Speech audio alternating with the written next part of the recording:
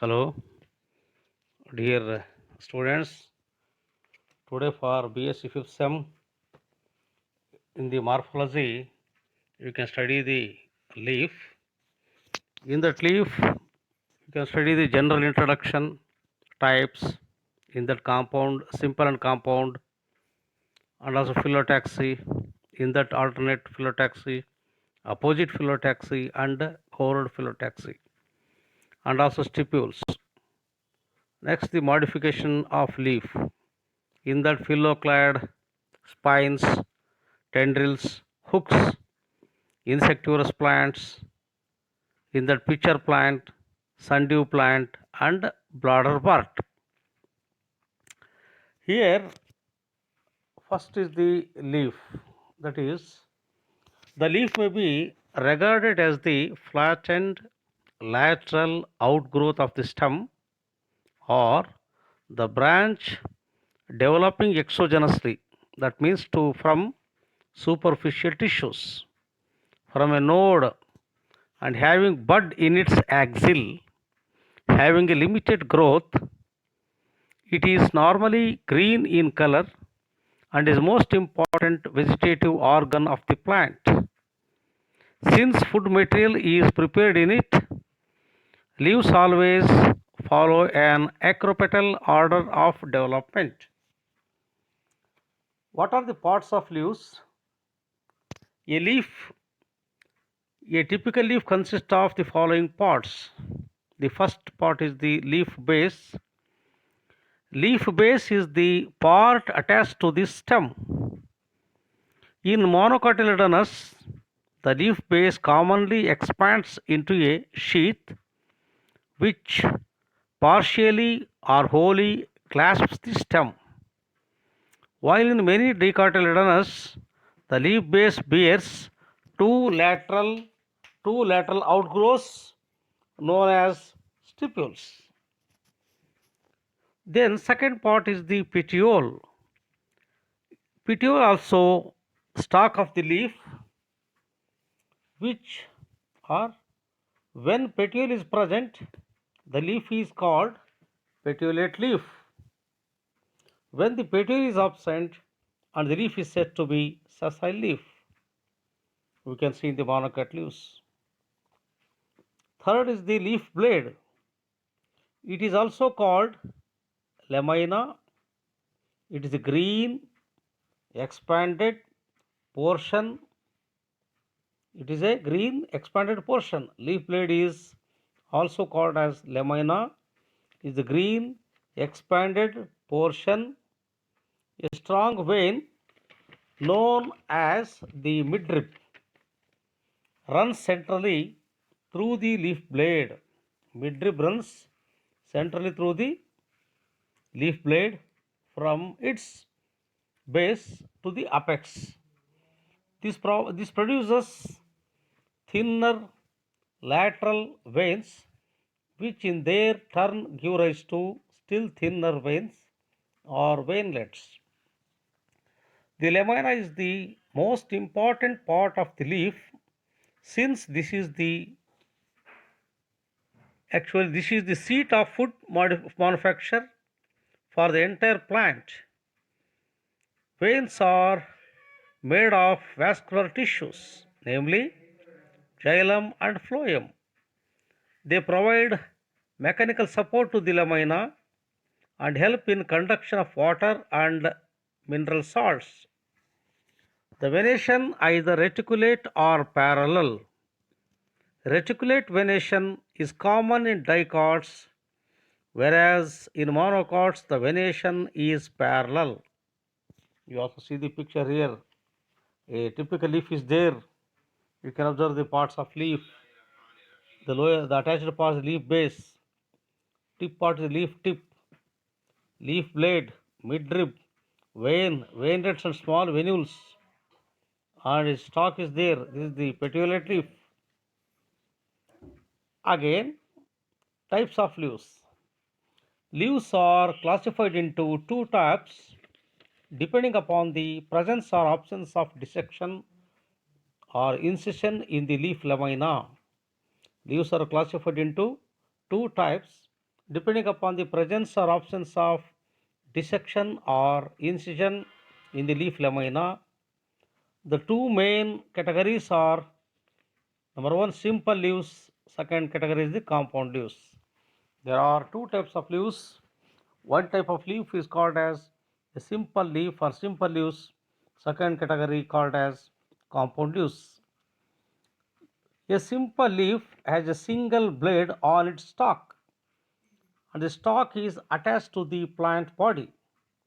A compound leaf is leaf stalk and has more than one leaf blade in it, and the these methods are what we called as, and the multiple leaf blades are called leaflets. That means in a simple leaf only single blade or single leaf blade is there, stalk directly attached to the plant body. In the compound leaf, stalk and has more than one leaflet or leaf blade in it on it, and the multiple leaf blades are called leaflets. A simple leaf is a single leaf that is never divides into smaller leaflet into, or a simple leaf is a single leaf that is never divides into smaller leaflet units. It is always attached to the twig by its stem or the petiole. The margins or edges of the simple leaf can be smooth and jagged, lobed, or parted. That is, simple leaf can be smooth or jagged, or edges of the simple leaf can be smooth or parted or lobed, will have gaps between lobes but will never reach the midrib. The margin of the leaf never reach the midrib. Example, you can see sweet gum, maple, and also sinkmole, etc. plants you can observe. And the second one is the compound leaf. Compound leaf, a number of leaflets on a common stalk, arranged either palmately as the fingers of a hand or pinnately as the leaflets of a form or leaflet in fern, you can observe. The leaflets themselves may be compound. It is said to be compound when the incision of the leaf blade goes down to the midrib, so that the leaf is broken up into a number of segments called leaflets. A bud is present in the axil of a simple or compound leaf. That is a bud, either the axillary or the terminal bud. Types of compound leaves. There are two main types of compound leaves depending on the position of leaflets. They are pinnately compound leaves and palmately compound leaves. There are two main types of compound leaves depending on the position of leaflets. They are pinnately compound leaves, and the second one is the palmately compound leaves. A pinnately compound leaf is defined as one in which the midrib bears laterally are a number of leaflets arranged either alternately or in opposite manner, as in tamarind, gram, gold moher. These are the examples, and also acacia, cassia, etc. The pinnately compound leaf is defined as one in which the midrib bears laterally a number of leaflets arranged either alternately or in opposite manner. You see the example in tamarind or gram or gold moher, acacia, cassia, etc. plants. It may be following types. Again, the pinnately compound leaves, there are different types are there. Number one is called as unipinnate leaves. Unipinnately compound leaves. When the midrib of a pinnately compound leaf bears the leaflets directly, it is said to be unipinnate. That means you can see the a diagram is there. this is the a rachis. Leaves are borne on this rachis directly.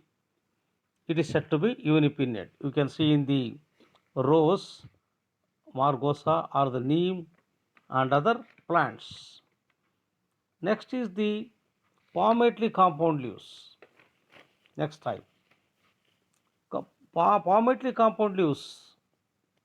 Palmately compound leaf is defined as one in which the petiole bears terminally articulated a number of leaflets which seem to be radiating from a common point like fingers from the palm, as in silk cotton tree, a bombax commonly called as, and also lupin, gynandropsis, and etc. Plants we can see the palmate compound leaves, what we call as palmately compound leaves.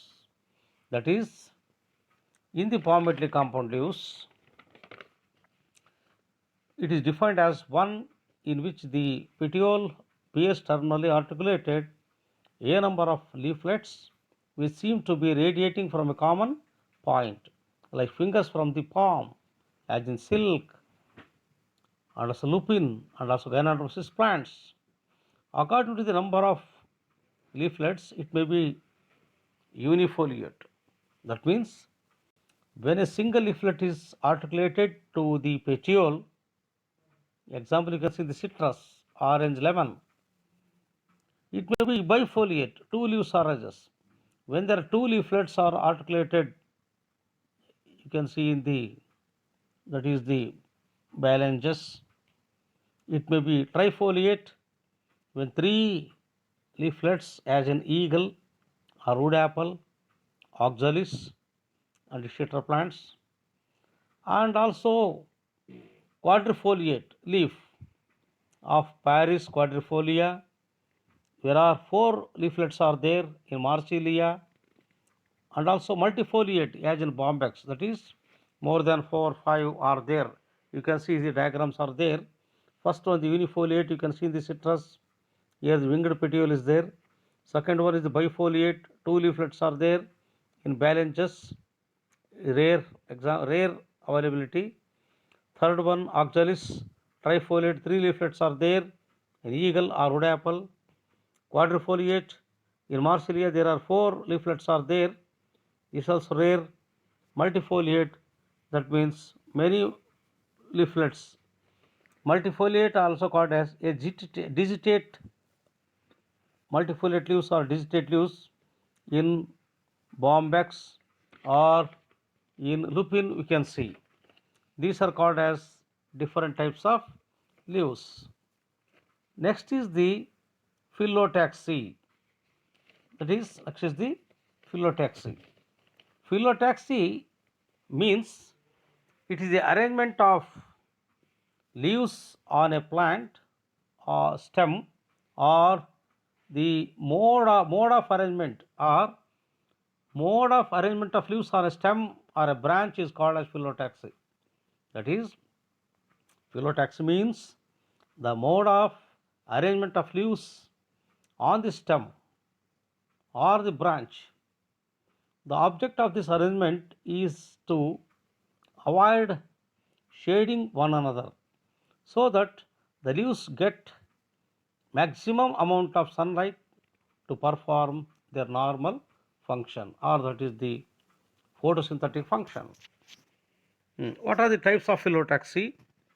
There are different types of phyllotaxis are there. Number one, alternate phyllotaxy. You also see the diagrams are there here. Alternate phyllotaxy are also called as spiral phyllotaxy. That is, a single leaf arises at each node in an alternate manner. A single leaf arises at each node in an alternate manner. In this case, are seen to be spirally arranged round the stem. Example, China rose, sunflower, mustard, and other plants you can see. Alternate, you can see the diagram also. Second one is the opposite. Opposite, a pair of leaves arise at each node. That is, Each node directly arises two leaves on the node. In alternate, each node produces only one leaf. But opposite there are two leaves are arranged. That means opposite to each other. When two leaves are arise at each node, standing opposite each other, in opposite phyllotaxy, one pair of leaves is most commonly seen to stand at right angle to the next upper. That means lower leaf is right angle to the upper. Such an arrangement of leaves is said to be decussate. In that opposite, it is a decussate.